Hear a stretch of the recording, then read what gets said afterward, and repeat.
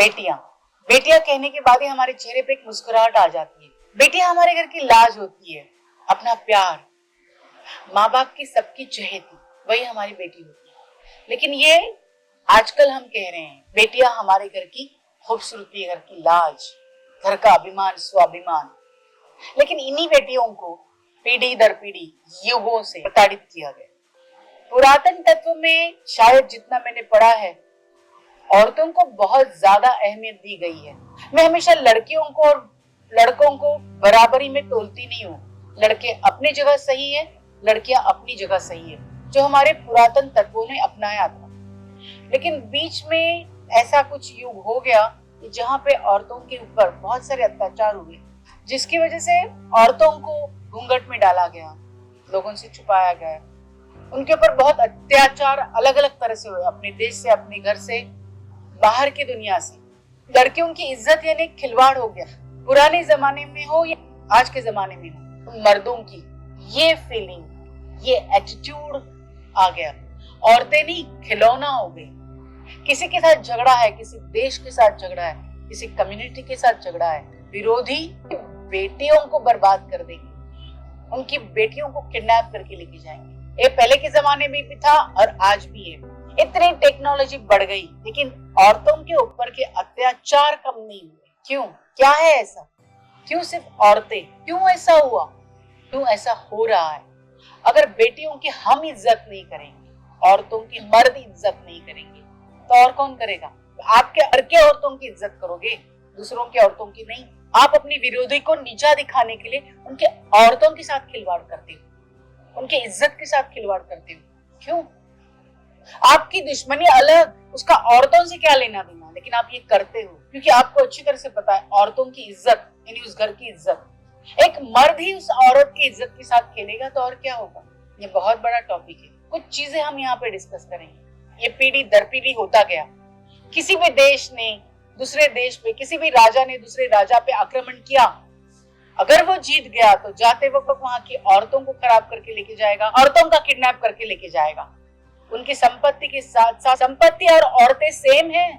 एक जीती जागती चीज आप लेके जा रहे हो, एक जान आप लेके जाते हो। क्यों? बट ये होता आया है और आज भी हो रहा है। कौन रोकेगा? इसके पीछे की धारणा क्या है? इसके पीछे का विचार क्या है? पर सोच के देखिए, कितनी गंदी, कितनी घिनौनी हरकत है। सोचने के बाद भी हर औरत को इससे घिन आती है और गुस्सा आता है, चाहे उसके साथ कुछ ना हुआ हो। लेकिन ये फील ही कितनी गंदी है। किसी औरत को आप इस तरह से इस्तेमाल करते हो, उसकी इज्जत के साथ खिलवाड़ करते हो, क्योंकि उस औरत को अपनी इज्जत सबसे ज्यादा प्यारी होती है। उसी को आप ठेस पहुंचाते हो, उसी के साथ खिलवाड़ करते हो। कभी सोचा है ऐसी औरतों को आपने सालों साल हजारों औरतों को खराब किया, उनकी इज्जत के साथ खिलवाड़ किया, उससे अनगिनत बच्चे पैदा हुए। उन बच्चों का क्या?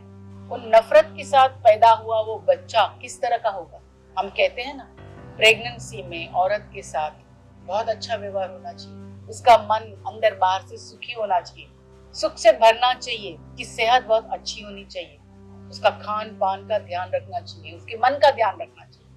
उन बच्चों का क्या जो इस तरह से रेप होने के बाद पैदा होते हैं, और इस तरह से झुलसी हुई औरतों के बच्चे जो अंदर मन में सालों साल तड़पती रहती क्योंकि उसका किडनैप हुआ, उसका रेप हुआ, उससे धंधा करवाया जा रहा है, उसे बेचा जा रहा है, जो उसके मन में नहीं है, उसके खिलाफ वो सब कुछ हो रहा है। उन औरतों के बारे में क्या?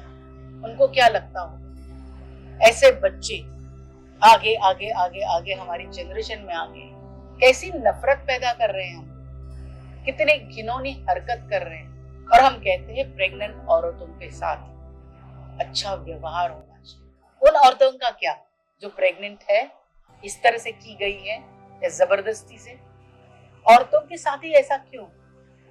क्योंकि वो अपनी इज्जत को इज्जत देती है, वो अपने शरीर को एक महत्व देती है, इसलिए उसी को कुचला जाए। कोई भी हो अड़ोस पड़ोस जो उसके साथ ये हरकत करता है, जो विरोधी है, जो युद्ध करके उसे किडनैप करके ले जाता है, वो है कौन? एक मर्द। वही क्यों कुचली जाए हमेशा? वही क्यों बर्दाश्त करे? सोने हीरे जवाहरात जब आप लूट के लेके जाते हो, उसके साथ औरत, एक जिंदा, एक स्त्री, उसको ले जाते हो, उसके साथ खिलवाड़ करते हो। जब हमारे पूरे इस कायनात में, इस पूरी दुनिया में ये जब तक इस तरह की हरकतें होती रहेंगी, गंदगी हमारे आसपास ही रहेगी, उसका भुगतान सबको करना पड़ेगा। ये किसकी मेंटालिटी है, कैसी मेंटालिटी है जो औरतों के साथ खिलवाड़ करने में अपना पुरुषार्थ मानती है। अगर औरतों ने अपने इस इज्जत को इज्जत देना ही छोड़ दिया तो, क्योंकि इतना होने के बावजूद उनको सजा नहीं मिलती है और वो जिंदगी भर तड़पती जाती है, उसकी जिंदगी खराब हो जाती है, उस इंसिडेंट को भूल नहीं पाती है, उसकी पूरी जिंदगी, उसके आसपास के लोगों की जिंदगी बर्बाद हो जाती है, क्योंकि उस इज्जत को वो अपना के बैठती है, मेरा शरीर, उसे कोई हाथ ना लगाए। जब तक आप उसे इतना प्रोटेक्ट करोगे, इतनी इज्जत दोगे, सामने वाला उसके साथ खिलवाड़ करेगा और उसे सजा भी नहीं मिलती है।